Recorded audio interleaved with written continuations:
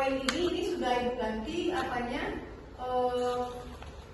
yang komponen yang akan dinilainya. Berarti Anda lebih fokusnya pada keterampilan dasar mengajar. Jadi masing-masingnya nanti akan tampil, kalau yang maksimal itu 4 kali tampil. Jadi masing-masing dari komponen keterampilan dasar mengajar itu memang akan menjadi perhatian untuk menjadikan penilaian. Jadi mana yang tampil 1 kali, Ibu suruh ulang lagi. Memang untuk setiap keterampilan, di mana Anda kurangnya. Misalnya, Anda kurangnya di menjelaskan materi. Anda misalnya tidak menguasai materi, gurunya tidak menguasai materi, berarti kita akan ulang lagi. Nah, misalnya di menutup, mungkin guru yang mengajar tidak menutup pelajaran tadi, meninggalkan menutup. Setelah menjelaskan langsung saja pembelajaran selesai. Jadi harus diulang lagi bagian mana ada yang lebih yang kurangnya. Jadi kita ulang lagi, bukan ulangnya dari menutup saja, tidak. Berarti kita ulang lagi dari awal. Jadi bisa jadi Anda tampilnya maksimal itu 4 kali. Jadi memang harus seperti itu. Jadi sampai Anda menguasai keterampilan dasar mengajar. Tapi kita tidak lupa pula bahwa yang kita gunakan sekarang adalah kurikulum merdeka. Jadi apa yang harus diperhatikan dalam kurikulum merdeka, apa penciri dari kurikulum merdeka? Misalnya P5, misalnya harus ada gaya belajar, diferensiasi. Itu memang harus Anda terapkan sampai Anda menerapkan keterampilan dasar mengajar. Bisa dipahami? Bisa. Berarti bisa kita mulai dengan tampil. Yang pertama itu Sophia. Silakan kepada Pak Sophia untuk tampil praktik mengajarnya. Assalamualaikum Anda. Waalaikumsalam, Pak.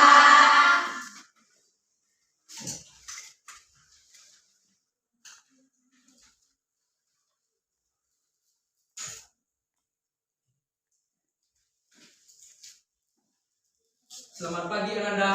Pagi, Pak. Gimana kabarnya pagi Anda? Baik, Pak. Oke, sebelum berdoa, Bapak meminta kepada Anda untuk dapat merapikan tempat duduknya dan membersihkan sampah yang ada di bawah tempat duduknya. Baik, Pak. Gimana Anda? Apakah Anda sudah rapi? Sudah, Pak.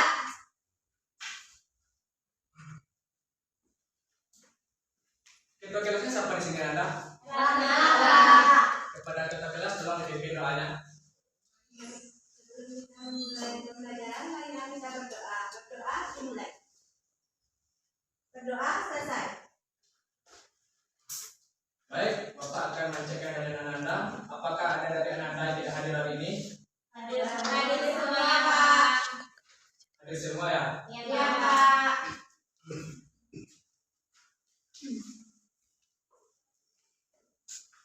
Oke, sebelum masuk kepada materi hari ini, Bapak ingin nanya kepada Anda semua, apakah Anda masih ingat dengan materi minggu lalu? Masih, Pak. Tentang materi apa minggu lalu Anda? Teks negosiasi, Pak. Ya, teks negosiasi. Jika Anda masih ingat dengan teks negosiasi, berarti sudah Bapak anggap Anda sudah paham ya? Ya, Pak.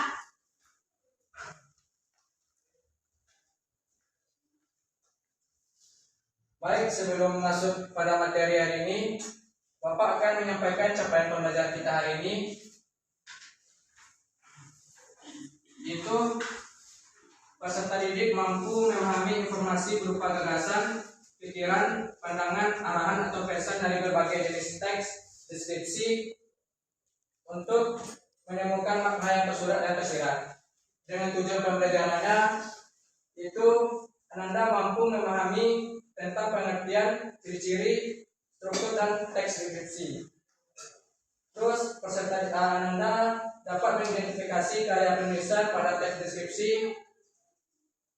Selanjutnya Anda dapat memahami ragam bahasa dan mengenali matches pada teks deskripsi.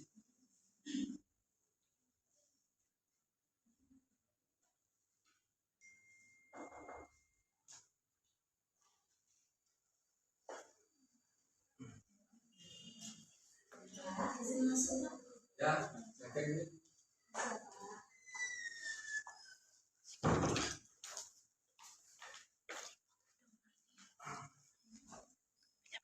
Oke, Bapak akan menjelaskan materi tentang teks deskripsi. Apakah Anda tahu apa itu teks deskripsi? Baik, Bapak akan menjelaskannya tentang pengertian teks deskripsi. Teks deskripsi adalah teks yang berisi penggambaran suatu objek, baik makhluk hidup, benda, tempat atau peristiwa secara terperinci, sehingga pembaca seolah melihat, mendengar, merasakan atau mengalami sendiri hal yang dideskripsikan oleh penulis. Tujuannya untuk menggambarkan bentuk objek, pengamatan yang sifatnya atau coraknya dengan mengandalkan panca indera dalam proses penguraian. Materi selanjutnya tentang ciri-ciri teks deskripsi. Ciri-ciri teks deskripsi terbagi menjadi 3. Yang pertama segi tujuan, yang kedua segi objek, dan yang ketiga segi isi. Dari segi tujuan, teks deskripsi dibuat untuk menggambarkan objek serinci dan selengkap mungkin dari sudut pandang penulis. Yang kedua dari segi objek, ciri objek yang digambarkan pada teks deskripsi bersifat khusus, individual atau personal. Dan yang ketiga dari segi isi, sebuah teks deskripsi memuat informasi yang lengkap, jelas, rinci dari objek yang dideskripsikan. Ya, boleh, Anda.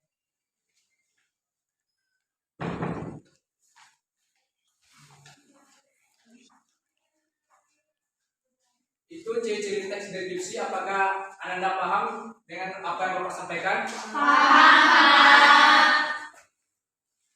Jika Anda paham, Bapak akan lanjut dengan materi selanjutnya, yaitu struktur teks deskripsi. Struktur teks deskripsi terbagi menjadi 3. Yang pertama identifikasi atau gambaran umum, yang kedua deskripsi bagian, dan yang ketiga simpulan atau kesan. Identifikasi atau gambaran umum merupakan bagian awal dari teks deskripsi yang berisi pengenalan nama objek, makna nama, lokasi, sejarah lahirnya atau gambaran umum lainnya tentang objek yang dideskripsikan. Yang kedua deskripsi bagian. Deskripsi bagian merupakan gambaran rinci dari sudut pandang penulis tentang suatu objek. Pada bagian ini penulis bisa menggambarkan tiap bagian yang ada di objeknya. Terus yang ketiga itu simpulan atau kesan. Simpulan atau kesan merupakan bagian yang berisi kesimpulan atau kesan dari hasil pengamatan penulis terhadap objek. Bagian ini bersifat opsional yang artinya boleh dituliskan ataupun tidak.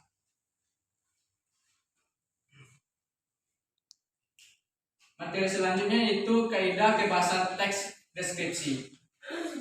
Kaidah kebahasan teks deskripsi terbagi menjadi 4. Yang pertama, menggunakan kata benda sesuai topik yang dideskripsikan. Contohnya, sekolah, rumah guru, teman saya, kucingku, dan lain-lain. Yang kedua, menggunakan kata sifat atau menggambarkan objek. Contohnya, 1 siswa rajin, terlihat bagus, 2 sepatu hitam, dan lain-lain. Yang ketiga, menggunakan kata kerja aksi transitif atau memberikan informasi objek. Contohnya, siswa memakai baju putih biru, kucingku mengikuti ibuku di dapur, dan lain-lain. Dan yang terakhir, mengandung kata keterangan dalam memberikan informasi tambahan mengenai suatu objek. Contohnya, dengan cepat, dengan lambat, di rumah sakit, di sore hari, dan lain-lain. Baik, itulah materi yang dapat Bapak sampaikan. Apakah ada pertanyaan dari Anda?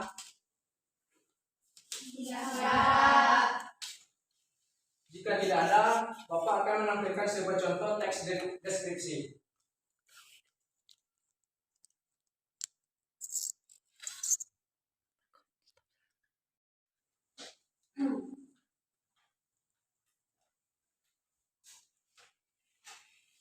Pantai Serojo adalah destinasi wisata pantai yang terletak di Bainan, Kecamatan Juara, Kabupaten Pesisir Selatan, Sumatera Barat. Pantai ini terkenal dengan keindahan.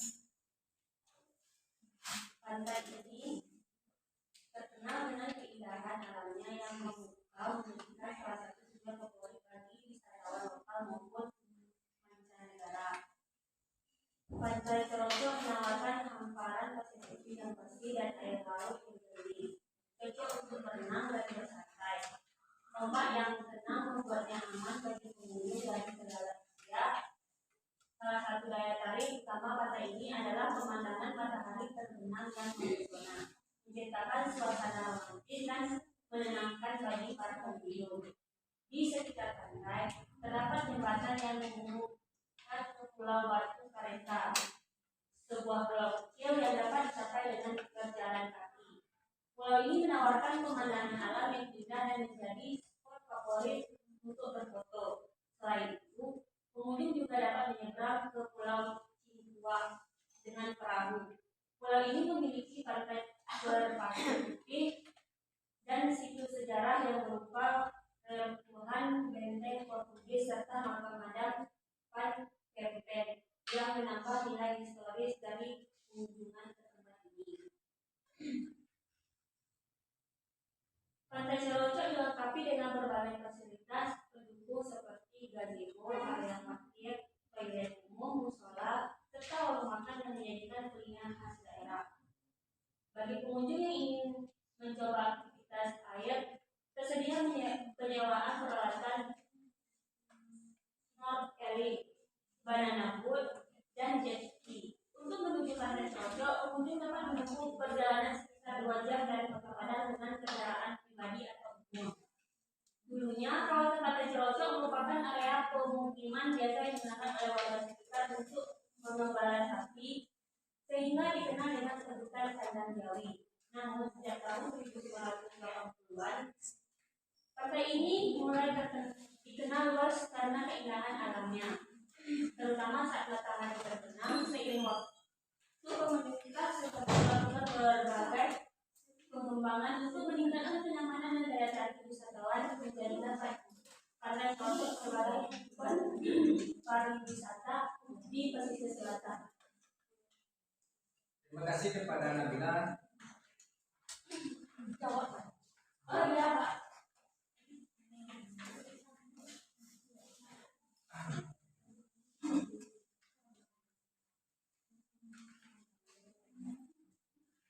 Dari yang disampaikan Nabila tadi, apakah Anda tahu apa objek yang ada dalam teks deskripsi ini? Pantai Serojo.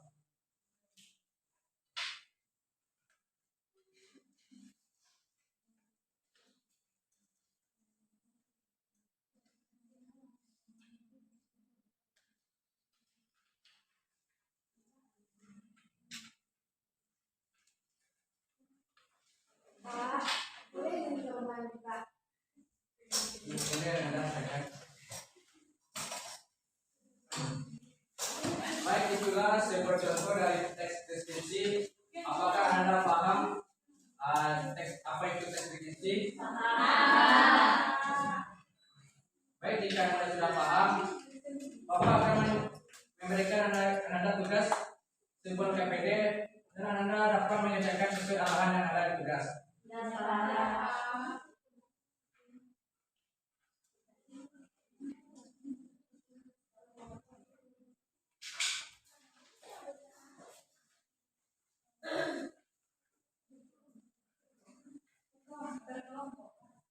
Individu.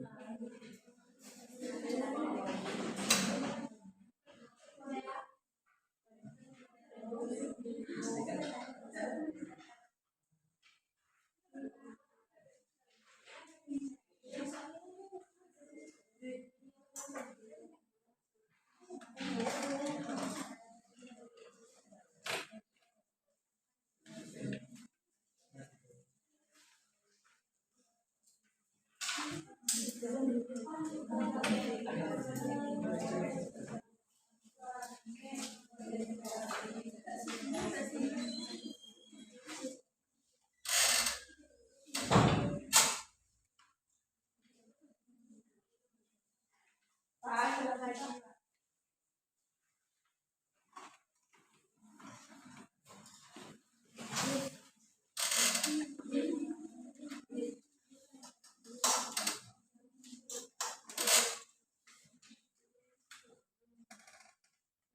jika Anda kurang paham, silakan tanyakan ke Bapak. Bapak beri waktu untuk menjawabnya selama 15 menit. Bisa.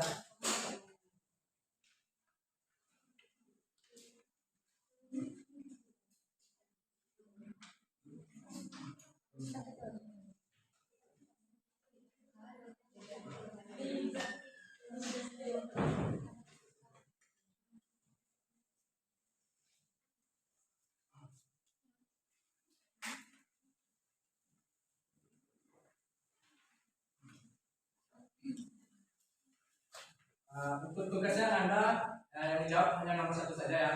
Ya, Pak.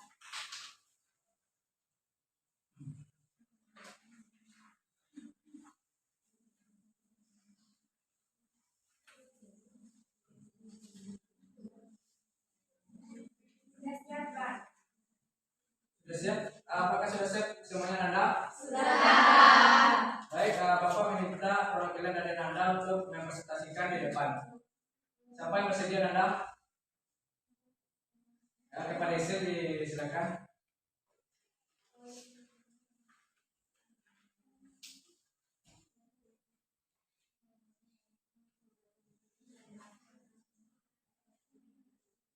Baik, saya akan menjawab pertanyaan yang pertama tentang identifikasi yang terdapat di dalam deskripsinya, yaitu Pantai Kuta. Pantai Kuta adalah salah satu destinasi wisata terpopuler di Bali yang terkenal dengan keindahan pantainya, ombak yang cocok untuk berselancar, serta suasana yang ramai dan penuh semangat. Itu disebut identifikasi. Yang kedua, pantai ini membentang sepanjang 2,5 km dengan pasir putih yang lembut dan laut yang jernih. Itu disebut deskripsi. Yang terakhir, simpulan. Di sekitar pantai terdapat banyak kafe, restoran, dan bar yang menawarkan beragam kuliner, mulai dari hidangan lokal tadi hingga masakan internasional. Terima kasih Elisa. Baik, itu penampilan. Itu hasil presentasi dari Elisa. Apakah ada dari Ananda yang berbeda? Tidak. Sama semua ya? Ya.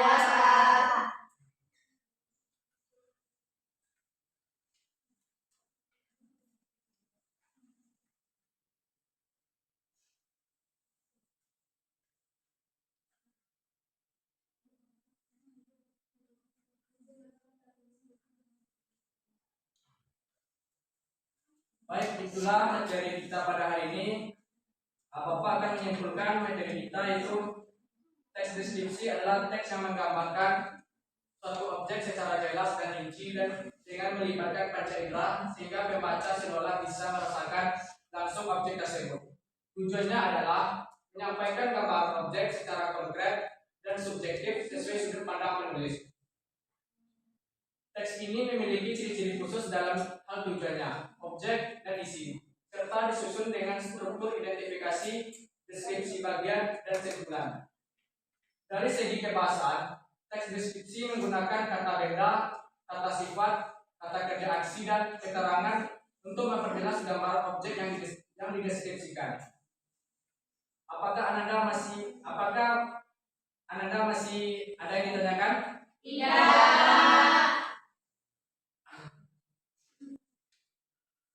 Jika tidak, berarti Anda sudah paham ya? Ya, Pak. Baik, untuk materi selanjutnya, untuk materi minggu depan itu tentang teks berita. Bapak harap Anda membaca teks berita di rumah agar dapat menambah pemahaman Anda untuk minggu depan. Ya, Pak.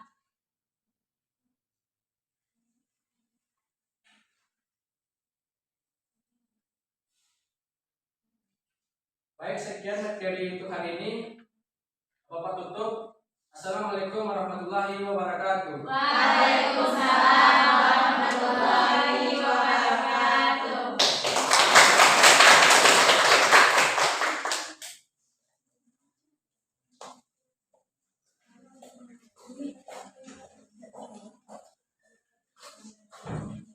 Assalamualaikum warahmatullahi wabarakatuh. Waalaikumsalam warahmatullahi wabarakatuh. Baiklah, saya dari pengamat dari rakyat itu. Guru kurang bersemangat saat masuk kelas dan memulai pembelajaran. Guru terlalu fokus pada materi di PPT dan guru tidak menguasai materi. Guru kurang melakukan interaksi dengan siswa seperti tanya jawab dengan siswa, mengizinkan siswa untuk bertanya, serta guru tidak memberikan penugasan di akhir pembelajaran.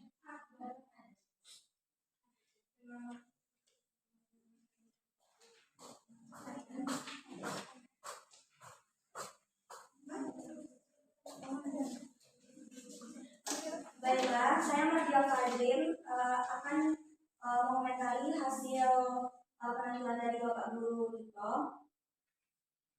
Untuk awalan, Bapak Guru Dito sudah memberikan semangat kepada siswa dan menyapa siswa dan sudah menanyakan keadaan siswa. Tapi guru tidak memberikan motivasi kepada siswa dan menyampaikan materi terlalu cepat dan fokus pada PPT sehingga pembelajaran menjadi monoton. Dan guru kurang memberikan motivasi selama pembelajaran. Yang terakhir, guru tidak membahas penugasan yang telah diberikan kepada siswa. Jadi tidak ada timbal balik antara siswa dan guru. Baik, hanya itu. Terima kasih.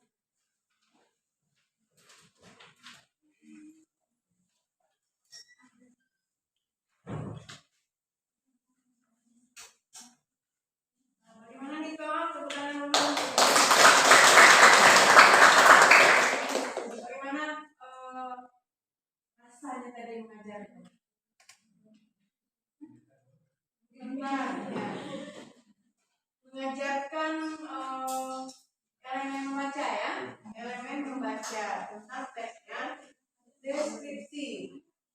Komentari penampilannya dulu, baru nanti komentari dari belajar.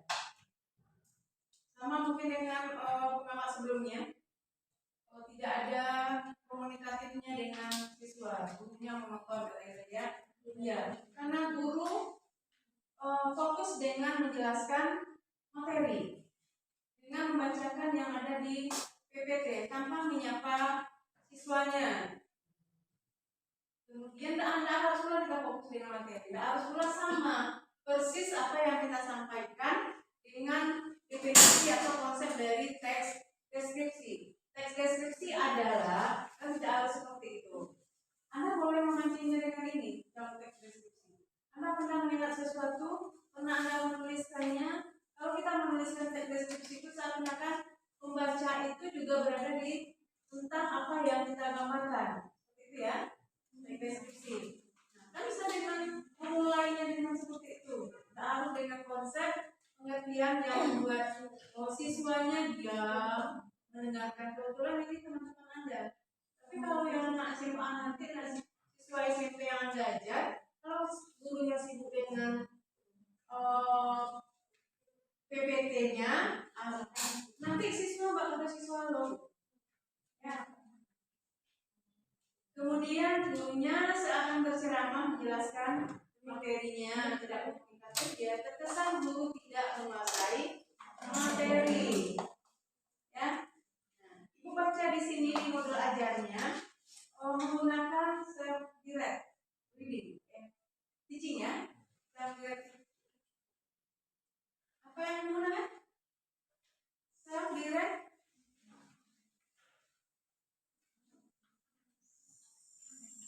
Self-direct learning.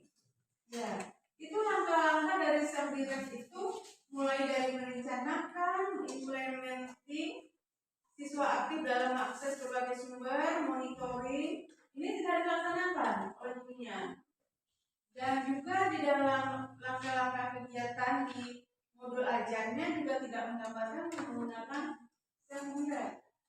Yang pertama.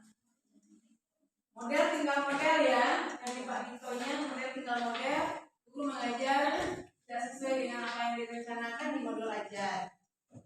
Kemudian merumuskan tujuan pembelajaran. Nah, merumuskan tujuan pembelajaran. Nah, yang terakhir ini kan dia membaca elemennya ya. Nah, yang terakhir ini peserta didik mengembangkan pemahamannya terhadap kata-kata yang jarang muncul pada teks deskripsi. Ini apa maksudnya? Kata-kata yang jarang muncul dalam teks deskripsi. Ada tadi diberikan tugas seperti itu? Kata-kata yang sering muncul, kata-kata yang jarang muncul. Nah, ini apa maksudnya kata-kata yang jarang muncul? Kalau yang pertama, peserta didik mampu memahami tentang pengertian, ciri, struktur, dan dari teks deskripsi. Peserta didik mengidentifikasi gaya penulisan. Ini ada tadi dibahas gaya penulisan. Itu. Yang jelas kalau kita mau mengajar untuk satu kali pertemuan, cukup untuk PP-nya itu kita fokuskan. Mau kenapa? Misalnya siswa mampu mengidentifikasi unsur teks deskripsi yang dibacanya. Yang dituntut oleh TP itu apa? TP-nya kan banyak yang tidak dilaksanakan oleh Pak Guru. Ya, padahal ini satu kali pertemuan.